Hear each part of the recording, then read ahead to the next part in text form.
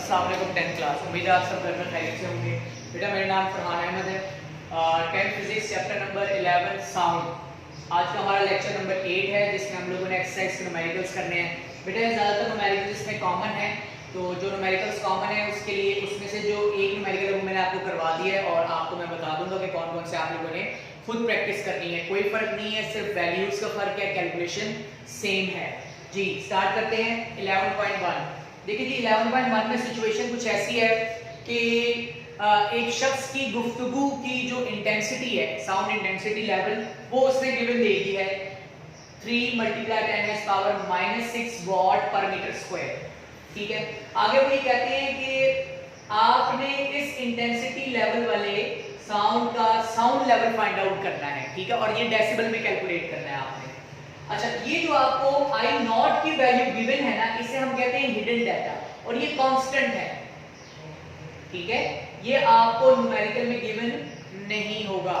ठीक है, तो आई नॉट की वैल्यू आपको यहाँ पर हमने यहाँ पे लगाई है। ठीक है, 10⁻⁻12 वॉट पर मीटर स्क्वायर। साउंड लेवल बेटा आप लोगों ने कैलकुलेट करना है। वेबर-फेचर्स लॉ था, प्रॉपर इसकी कैलकुलेशन आपके टेक्स्ट बुक में एग्जैक्ट तो नहीं है, सिर्फ फार्मूला लिखा हुआ है, लेकिन आपके रेगुलर क्लास के अंदर इसकी डेरिवेशन भी आपको करवा दी जाएगी। वेबर-फेचर्स लॉ, अब ये लॉ है क्या? देखिए जी, अक्सर सवाल पूछा जाता है कि किसी आवाज की इंटेंसिटी और उसके साउंड लेवल के दरमियान में रिलेशन क्या है। ये रिलेशन एक दूसरे के लॉग के डायरेक्टली प्रोपोर्शनल है। ठीक है, और फिर उसके बाद हम लोगों ने लॉग के रूल यूज करके प्रॉपर्ली कैलकुलेशन की थी। ठीक है, इंटेंसिटी और साउंड का टॉपिक जो है उसके नीचे ही प्रॉपर डेरिवेशंस मौजूद है। चलिए हम टू द पॉइंट काम करते हैं। हमारे पास इक्वेशन है sound level equals to 10 log I divided by I nought. इसे वेबर-फेचर्स लॉ कहते हैं। दोबारा मैं आपको बता रहा हूं, वैल्यूज पुटिंग करेंगे हम यहां पे। देखिए जी, sound level as it is आ जाएगा equal to 10 as it is, log as it is आ जाएगा। I की जगह पर हमने ऊपर से देखकर वैल्यूज पुट कर दी, I नॉट की जगह पे 10⁻⁻12 लगा दिया। क्लियर? चलिए 10⁻⁻12 नीचे माइनस का है, ऊपर जाके प्लस का 12 हो जाएगा, बाकी वैल्यूज एज इट इज रहेंगी। अब आप आगे देखिए, बेसिस सेम है तो इनकी पावर्स ऐड हो जाएंगी। 3 × 10⁻⁻6 प्लस 12, ये -6 है और ये 12 है। बेसिस जब सेम हो तो इनकी पावर्स ऐड हो जाती है। कैलकुलेशन से हमारे पास निकल आया 10 log 3 × 10⁻6। 10⁻6 को 3000000 से रिप्रेजेंट किया। अब आपने कैलकुलेटर से 10 log कमांड, log बटन और 3000000 प्रेस करना है, और इक्वल प्रेस करने के बाद आपके पास आंसर आता है sound level equal to 64.8 decibel. ठीक है जी, तो अब आपके पास इस इंटेंसिटी का डेसिबल लेवल आ चुका है। क्लियर? अच्छा, न्यूमेरिकल के दो हिस्से हैं। एक हिस्से में इंटेंसिटी दी गई थी, साउंड लेवल फाइंड आउट करना था। न्यूमेरिकल का जो दूसरा हिस्सा है उसमें आपको साउंड लेवल गिवन है और इंटेंसिटी फाइंड आउट करनी है आपने। ठीक है जी, तो सेम वही फार्मूला अब आपके पास लगेगा। साउंड लेवल 100 डेसिबल गिवन है यहाँ। ठीक है, sound level equal to 10 log I और I नॉट। अब आपने क्या किया बेटा, आपने साउंड लेवल की जगह पे 100 लगा दिया, ऊपर से वैल्यूज देके 10 log as it is, I as it is, 10 की पावर I नॉट की वैल्यू 10 की पावर -12। अच्छा, अब ये 10 इधर मल्टीप्लाई हो रहा है, दूसरी तरफ डिवाइड हो जाएगा, तो ये क्या बन जाएगा? 10 बन जाएगा। जी बेटा गौर से देखें, ये 10 इधर मल्टीप्लाई हो रहा है, दूसरी तरफ डिवाइड होने के बाद इस वैल्यू को 10 कर देगा, और log I ओवर 10 की पावर, ये नीचे माइनस का 12 था, ऊपर जाके प्लस का 12 हो जाएगा। अब हमने log को खत्म करना है, तो log को खत्म करने के लिए हमें बोथ साइड पर एंटी log इनवर्स लेना होगा। जी, लेफ्ट साइड पर भी log इनवर्स लिया और राइट साइड पर भी जब हम log इनवर्स लेते हैं तो वो इसके साथ कैंसिल हो जाता है। log inverse 10 equals to I × 10 की पावर 12, ये वाला फैक्टर ऐसे आ जाएगा, ये तो कैंसिल हो जाएगा ना एंटी log के साथ, log इनवर्स के साथ। अच्छा, log इनवर्स 10 कैलकुलेटर से आपने कैसे यूज करना है? Shift button, log button and then 10 ठीक है, शिफ्ट log 10 इक्वल, इसके बाद आपके पास आपकी स्क्रीन पर ऊपर स्लाइड के ऊपर आ जाएगा 10 की पावर 10 इक्वल्स टू I × 10 की पावर 12। ये इधर प्लस का 12, यहाँ पर 10 की पावर 12 यहाँ मल्टीप्लाई और दूसरी तरफ डिवाइड हो जाएगा, और फिर दोबारा कैलकुलेशन के जरिए हम लोगों ने आंसर निकाला 10 की पावर -2 वॉट पर मीटर स्क्वायर। ये बेटा इंटेंसिटी निकल आई है। अच्छा, ये आपकी पावर में लिखी हुई है, आपने इसको डेसिमल में लिखना है, बुक के साथ आंसर मैच करना है। बेटा याद रहे कि बुक का आंसर मैच होगा तब आपको पूरे नंबर मिलने हैं। अगर आपने इसे छोड़ दिया तो आपका एक नंबर कट जाता है। अक्सर स्टूडेंट्स पर बहस करते हैं कि सर ये नंबर क्यों कटता है, ऊपर से भी आंसर ठीक है। जी नहीं, ऐसा नहीं होता, क्योंकि एग्जामिनर को इंस्ट्रक्शन होती है कि जो आंसर जिस डिटेल तक मौजूद है वहीं तक स्टूडेंट्स ने अगर निकाला है तो वहीं तक उसको मार्क्स दिए जाए। तो आपने इसको ज़हन में रखना है और इसकी प्रॉपर कैलकुलेशन से ही, बार बार प्रैक्टिस से ही आपको आइडिया होगा कि आप न्यूमेरिकल ठीक कर रहे हैं। जी अच्छा, अब जो ये 11.1 न्यूमेरिकल था, 11.2 न्यूमेरिकल जो है वो इस न्यूमेरिकल के दूसरे हिस्से जैसा है, बिल्कुल इस पार्ट जैसा है। बेटा याद रहे, यहाँ पर साउंड लेवल 100 डेसिबल दिया गया है, वहां पर 80 डेसिबल 80 डेसिबल की वैल्यू दी गई है और सेम इसी तरीके से कैलकुलेशन करके बेटा आपने वहां पर आंसर निकालना खुद ही। ठीक है, इस न्यूमेरिकल को और से देखें, ठीक है, और वीडियो को बार बार देखें ताकि आपको कैलकुलेशन की समझ आए गौर से सुन के। ठीक है, चलिए जी नेक्स्ट न्यूमेरिकल करते हैं 11.3। अच्छा, अब 11.3 में क्या सिचुएशन है, ये इन्होंने क्या किया है, इन्होंने बताया बेटा कि एक आवाज है वो ऑडिबल है या नहीं। मतलब इंसान के लिए ऑडिबल तब होगी जब उसकी फ्रीक्वेंसी 20 हर्ट्ज से ज्यादा हो और 20,000 हर्ट्ज से पहले आए, मतलब इसके दरमियान की जो फ्रीक्वेंसी होगी, ठीक है, इसे हम ऑडिबल फ्रीक्वेंसी रेंज कहेंगे। अब इसके लिए उसने डाटा दे दिया, क्या दिया हमें वेवलेंथ दे दी है सेंटीमीटर्स में, बेटा उसको मीटर में कन्वर्ट कर दिया हमने 0.005 मीटर। सेंटीमीटर को मीटर में कन्वर्ट करने के लिए 100 पर डिवाइड करते हैं। क्लियर, स्पीड उसने कांस्टेंट दे दी है 330 metre per second. F find out करना है, हमारे पास सिंपल इक्वेशन है v = f लैम्डा। यहां से f की वैल्यू को अकेला बचाना है, लैम्डा मल्टीप्लाई होगा, दूसरी तरफ डिवाइड हो जाएगा। वैल्यूज पुटिंग और कैलकुलेशन के बाद हमारे पास निकला आंसर 6.6 × 10³ हर्ट्ज। जी हां, अगर आप गौर से देखें तो ये जो वैल्यू है ये 20 से 20,000 के दरमियान आती है। तो इसका मतलब ये हुआ कि ये ऑडिबल है, ये काबिल समात आवाज है। आप लिखेंगे yes it is audible sound. जी 11.4 न्यूमेरिकल, ये बहुत इंपॉर्टेंट न्यूमेरिकल है। ठीक है, अक्सर ये बेटा बोर्ड में आता है। सिचुएशन तो कैसी है कि एक डॉक्टर है वो स्टेथोस्कोप यूज कर रहा है एक पेशेंट के दिल पर, उसको प्रॉपर, आपने कभी देखा स्टेथोस्कोप लगाते हैं हार्ट बीट काउंट करने के लिए। तो उनके पास क्या डाटा मौजूद है, हार्ट बीट 72, मतलब इसको मैंने वाइब्रेशंस कह दिया। ठीक है, और तो कितने टाइम तक ले रहा है, 1 मिनट तक, यानी कि 60 सेकंड्स तक। अब इस दौरान उसने ये कहा है कि इस हार्ट बीट की फ्रीक्वेंसी और टाइम पीरियड फाइंड आउट करें। क्लियर, फ्रीक्वेंसी कैसे निकलती है, फ्रीक्वेंसी निकलती है वाइब्रेशंस या number of oscillations in a unit time. तो बेटा वाइब्रेशन को आपने टाइम पर यानी 60 सेकंड पर डिवाइड कर दिया, फ्रीक्वेंसी आ गई। याद रहे फ्रीक्वेंसी और टाइम पीरियड एक दूसरे के रेसिप्रोकल है। ठीक है, तो इक्वेशन बन जाती है t = 1/f, ये जनरल इक्वेशन है। आपने इसी वैल्यू में, इसी इक्वेशन में वैल्यू पुट कर दी 1 एज इट इज, f की जगह पर 1.2 जो भी आपने ऊपर कैलकुलेट किया, 1 को 1.2 पर डिवाइड करें, 0.83 सेकंड लगते हैं बेटा जी।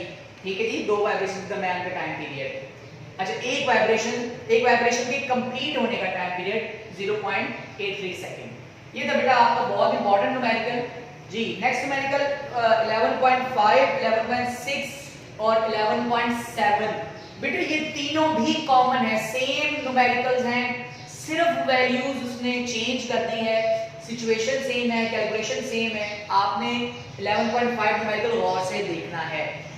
अच्छा, 11.5 न्यूमेरिकल में अब सिचुएशन क्या है, एक बहरी जहाज है वो समुद्र के सर्वे के लिए गया है और समुद्र की गहराई फाइंड आउट करने लगा है। अब होता क्या है, वहां पर उसके पास क्या डाटा है, उसने क्या किया, उसने अपने ट्रांसमीटर से अल्ट्रासोनिक वेव्स को ड्रॉप किया। ठीक है, और रिसीवर पर 1.5 सेकंड पर उसने देखा कि इतनी स्पीड पर वो तमाम वेव्स रिफ्लेक्ट होती हैं। तो डाटा उसके पास क्या है, time 1.5 second, speed of sound in water 1500 metre per second. ठीक है, अब हमने क्या करना है, हमने उस समुद्र की गहराई मालूम करनी है। इक्वेशन जो है आपके पास जनरल वो है S = VT, S = VT। ये बेटा आपने क्लास 9 चैप्टर नंबर 2 में पढ़ी थी equation, v equal to s over t, speed का फार्मूला पड़ा था, ठीक है। यहां से s फाइंड आउट करते हैं जी। हम क्या करेंगे, वैल्यूज लगा देंगे, v as it is time की जगह पे 1.5, दोनों को मल्टीप्लाई किया तो 2250 मीटर आ गया। बेटा याद रहे ये जो डिस्टेंस निकला है ना, ये वेव के जाने और वापस आने का टोटल डिस्टेंस है। मतलब वेव इस पॉइंट से ट्रैवल करती है इस पॉइंट पर और यहां पर वापस आती है, तो ये टोटल डिस्टेंस है 2250 मीटर, ठीक है। हमने एक तरफ का डिस्टेंस, एक तरफ की डेप्थ फाइंड आउट करनी है, ये वाली डेप्थ। तो हम क्या करेंगे, इस टोटल डिस्टेंस को 2 पर डिवाइड कर देंगे तो वो एक तरफ की डेप्थ आ जाएगी। Clear? Depth equal to distance divided by 2, 2250 divided by 2, 1125 metre is the depth of the sea. ये बेटा आपका न्यूमेरिकल था 11.5। दोबारा इसके लिए ये वाला हिस्सा देखिएगा वीडियो का, ताकि आपको क्लियर हो कि ये मैंने कैलकुलेशन कैसे की है। खास तौर पर जो मैंने इसकी डिस्कशन की है कि ये जो 2250 मीटर डिस्टेंस आ रहा है, ये टोटल डिस्टेंस है अल्ट्रासाउंड के एमिशन पॉइंट से लेकर रिसीविंग पॉइंट तक, ठीक है। तो हमने एक तरफ का फासला कैलकुलेट करना है। कुछ नोट्स में इसको 2 पर डिवाइड कर दिया गया होगा, वो भी ठीक है। मतलब ये जो टाइम है, ये टोटल उस वेव के आने जाने का टाइम दिया गया। अगर आप इसको 2 पर डिवाइड कर देंगे तो वो एक तरफ का टाइम आ जाएगा बेटा। वैसे भी न्यूमेरिकल ठीक होगा, उस सूरत में आपके पास लीनियर इक्वेशन यहीं पर आंसर आ जाएगा जी। 11.6 और 11.7 बिल्कुल इसी पैटर्न पर मौजूद है। आप उसकी स्टेटमेंट को गौर से पढ़ेंगे और उसका डाटा निकालने के बाद सेम इसी इक्वेशन के जरिए, इसी कैलकुलेशन के जरिए आप आंसर निकालेंगे जी। आखिरी दो न्यूमेरिकल्स रह गए हैं। जैसे मैंने आपको शुरू में बताया था कि audible frequency range 20 hertz to 20,000, ये वाली जो रेंज है इसे हम कहते हैं मिनिमम और इस रेंज को हम कहते हैं मैक्सिमम। क्लियर? अब हमने क्या करना है, हमने किसी स्पेसिफिक स्पीड पर दोनों की वेवलेंथ फाइंड आउट करनी है। हमने ये चेक करना है कि ये जो इस फ्रीक्वेंसी पर वेवलेंथ कितनी होगी, इस फ्रीक्वेंसी पर वेवलेंथ कितनी होगी। तो हमने 2 दफा v equal to f lambda formula लगाना है। डाटा निकाल लें आप। लैम्डा 1 का क्या मतलब हुआ, उस साउंड की फ्रीक्वेंसी उस साउंड का वेवलेंथ जिसकी फ्रीक्वेंसी 20 हर्ट्ज है। लैम्डा 2 f2 20,000 हर्ट्ज की फ्रीक्वेंसी, ठीक है, उसका वेवलेंथ। कैलकुलेशन में स्टार्ट करते हैं v equal to f1 lambda 1 equal to v over f1, ठीक है। v ओवर f1, v की जगह 343, f1 20, दोनों को डिवाइड किया 17.5 मीटर, मतलब 17.5 मीटर। ये बहुत बड़ी वेवलेंथ है, ठीक है।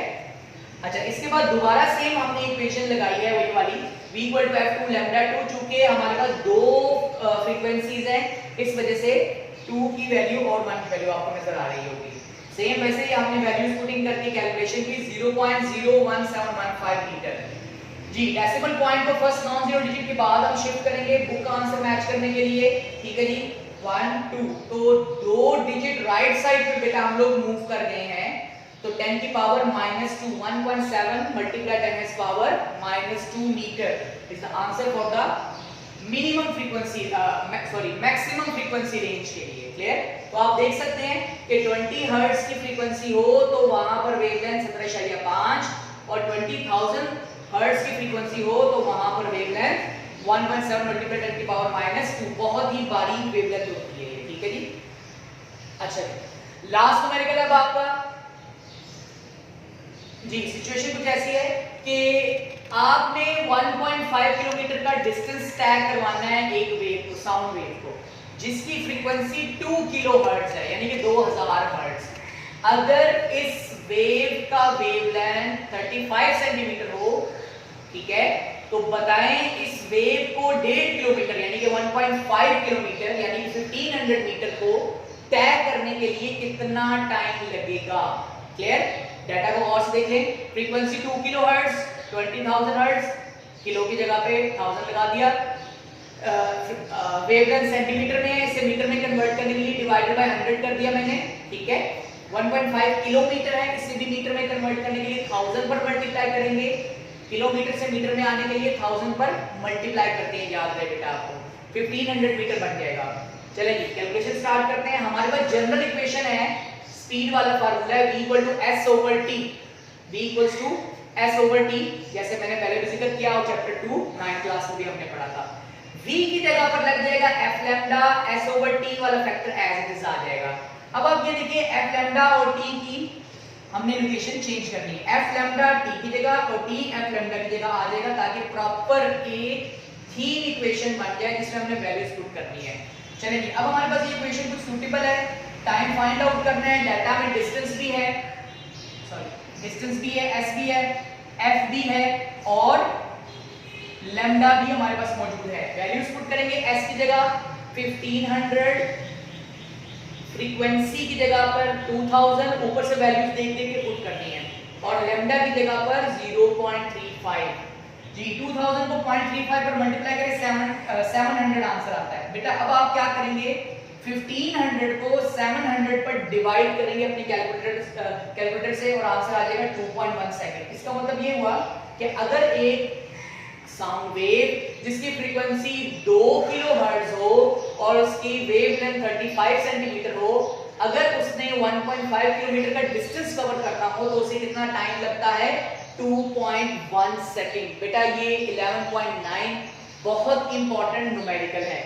वीडियो के एंड में बिल्कुल मैं आपको दोबारा याद करवा दूं कि यहाँ जैसे कि 11.1 और 11.2 में 11.1 और 11.2 की जो डिस्कशन हो रही थी, यहाँ मैंने आपको बताया था बेटा कि 11.1 न्यूमेरिकल का जो दूसरा पार्ट है, सेकंड पार्ट है, सेम इसी तरीके कार से 11.2 न्यूमेरिकल होगा, और 11.5 जैसे कराया 11.6 और 11.7 जो है 7 वो भी सेम न्यूमेरिकल्स हैं। कैलकुलेशन गौर से देखिए बेटा, ठीक है जी, और वीडियोस को बेटा गौर से सुनिए। जितनी ज्यादा आपकी लिसनिंग एबिलिटी होगी उतनी ही बेहतरीन आप लोगों का जो है ना कंसंट्रेशन लेवल होगा।